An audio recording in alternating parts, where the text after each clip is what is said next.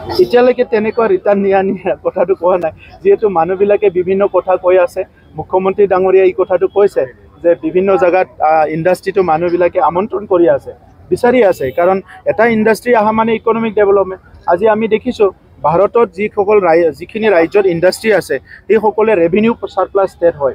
আজি বেলেগ নহয়, আমাৰ ওচৰত যিবিলাক ঝাৰখণ্ড আছে তাত বহুত ডাঙৰ ডাঙৰ ইণ্ডাষ্ট্ৰি আছে, যিবিলাক হাৰিয়ানা বা বিভিন্ন ষ্টেটবিলাক তেখেতসকলে ৰেভিনিউ সাৰপ্লাছ ষ্টেট হয়।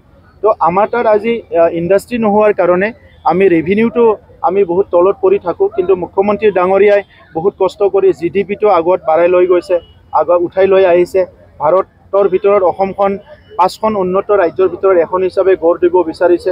চ' আজিৰ সময়ত আমাৰ মানুহবিলাকে এই কথাটো বুজি পাব লাগিব, আমি প্ৰাকৃতিক ক্ষতি হোৱাকৈ, আমাৰ নিজৰ মানুহৰ ক্ষতি হোৱাকৈ একো কাম নকৰোঁ। ময়ো নিজে বহুত বছৰ সংগ্ৰাম কৰি আহিছোঁ। মোৰ ইমান সাহস নাই বা ইমান হিম্মত নাই যে কোনোবা বড়ো মানুহৰ মাটি কাঢ়ি ইণ্ডাষ্ট্ৰি বনাবলৈ দিম, এই চিন্তাধাৰা মোৰ নাই।